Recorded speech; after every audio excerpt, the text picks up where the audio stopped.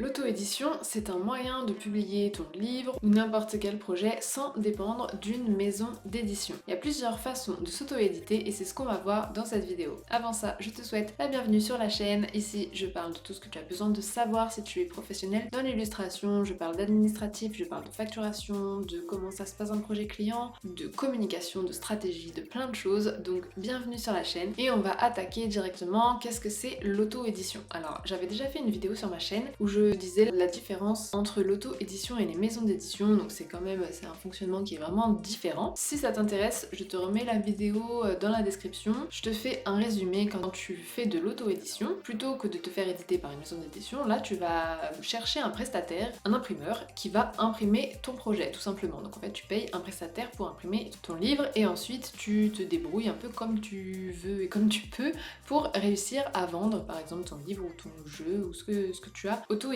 L'avantage de ça, c'est que tu publies ton projet exactement comme tu as envie, tu vas pas avoir de collaboration avec une maison d'édition qui va te faire des retours, des modifications, etc. Tu crées ton projet et ensuite tu le publies tel quel, donc ça pour les plus perfectionnistes d'entre nous et ceux qui aiment bien que les choses soient faites à leur manière, c'est plutôt intéressant. Mais en fait, comme tu t'occupes de tout, tu as aussi le contrôle sur tout en fait. Tu choisis toi-même ton imprimeur, tu choisis les délais, alors dans la mesure du raisonnable, puisque bien sûr ton prestataire il va aussi t'imposer ses délais, mais si tu te dis bon bah voilà, de tel mois il faut que j'ai fini de faire mon roman et les illustrations de mon roman illustré et à partir de telle date je contacte le prestataire pour que ce soit imprimé à telle date.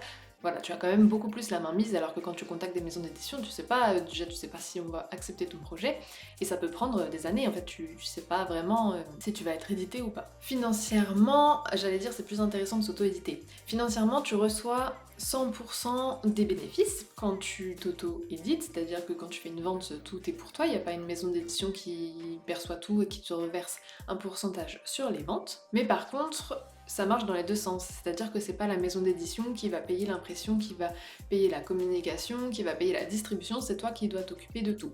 Donc c'est pas forcément le plus intéressant financièrement, c'est un calcul à faire tout simplement. Parce qu'on parle de l'impression, mais avant ça, il va y avoir des relectures, il va y avoir des corrections, peut-être que tu vas te faire accompagner par des professionnels pour divers aspects du projet. Donc il y aura des frais à prendre en charge et il y a aussi toute la partie faire connaître ton projet en fait. Tu peux très bien réussir à faire connaître ton projet sans payer en faisant connaître ça sur les réseaux sociaux, mais voilà, je vais pas faire tous les cas qui existent, mais tu peux très bien avoir certains frais pour voilà, donner un petit coup de boost à ta visibilité. Dans le cas où tu es illustrateur ou illustratrice sur un projet qui est auto-édité mais que tu travailles avec un auteur ou une autrice, que vous êtes deux sur le projet, il y a une personne pour le scénario, une personne pour les illustrations. Ça peut fonctionner de deux façons différentes. Soit c'est un projet commun, un projet qui a été mûri par vous deux, auquel cas vous pouvez faire 50-50 sur tous les frais et 50-50 sur tous les bénéfices, ou 50-50 ou 40-60, enfin vous vous arrangez comme vous voulez, c'est juste qu'il faut que ce soit la même chose au niveau des frais et au niveau des bénéfices. Ou alors c'est le projet de l'auteur ou de l'autrice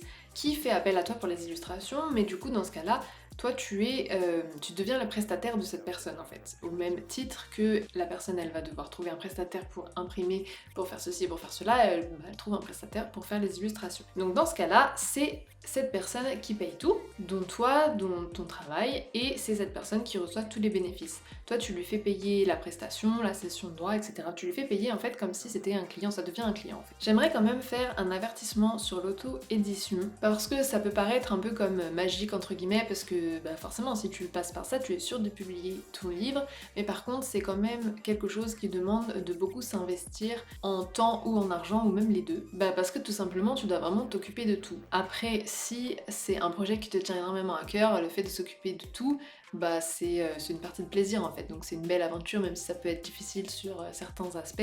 Voilà, ça peut quand même te faire plaisir de t'occuper de tout. Avant que je t'explique les 3 façons de s'auto-éditer, ce que tu peux faire aujourd'hui pour me soutenir, pour soutenir la chaîne et pour soutenir mon travail, c'est tout simplement de me laisser un j'aime sur cette vidéo. Dans l'auto-édition, tu as 3 possibilités. Tu as l'auto-édition classique on peut dire, c'est-à-dire que tu vas payer un prestataire qui va imprimer. On va parler d'un livre par exemple, qui va imprimer ton livre en, je sais pas, 500 exemplaires par exemple. Et une fois que tu as imprimé ça, tu essayes de les vendre soit en ligne sur une boutique en ligne, soit à des librairies, tu dois te débrouiller toi-même pour vendre tes livres. Cette façon de faire, c'est pas mal, ça te permet d'avoir un beau livre déjà, tu peux avoir une très bonne qualité d'impression. Par contre, tu dois engager pas mal de frais au départ puisque tu peux pas auto-éditer ton livre en 10 exemplaires, enfin, je pense pas, ou alors ça doit vraiment être très cher, il vaut mieux imprimer en gros. Donc ça c'est à garder en tête, si tu fais de l'auto-édition, tu dois vraiment engager des frais. Après tu as un autre système d'auto-édition qui est l'auto-édition en print on demand, c'est-à-dire impression à la demande. Là ce que tu vas faire c'est que ton livre il est prêt au format numérique et tu vas le mettre à disposition sur une plateforme qui va imprimer et envoyer que si ton livre est vendu. Donc tu as beaucoup moins de frais à engager au départ. T'as pas de stock non plus, ça c'est pas mal parce que si tu te mets à imprimer des tas de choses qui ne se vendent pas, tu te retrouves avec plein de trucs sur les bras dont tu sais pas trop ce que tu vas faire derrière. Et ce qui est pas mal, c'est que si la plateforme que tu as choisie, elle a pas mal de visibilité, là tu vas pouvoir bénéficier de cette visibilité. C'est une plateforme qui est connue, forcément, tu as plus de chances que des personnes découvrent ton livre ou ton jeu ou quoi que ce soit. Avec ce fonctionnement, la plateforme elle va prendre une commission sur les ventes. Après tu peux aussi avoir des frais en plus, c'est-à-dire un abonnement, payer la plateforme chaque mois même si tu fais pas de vente, ça peut arriver, ça dépend des plateformes je crois. Et ce qu'il faut savoir aussi c'est qu'en print on demand, c'est peut-être pas le cas partout mais la qualité est quand même moins bonne, on est plus un petit peu sur... c'est un peu plus l'usine quoi, donc ça peut être bien de toi d'abord te passer une première commande à toi-même pour voir à quoi ça ressemble l'impression et si ça te convient. La dernière chose, c'est l'auto-édition numérique, donc ça c'est pour que ton livre soit dispo sur Kindle, Kobo, il y a Amazon, il y a Apple Books.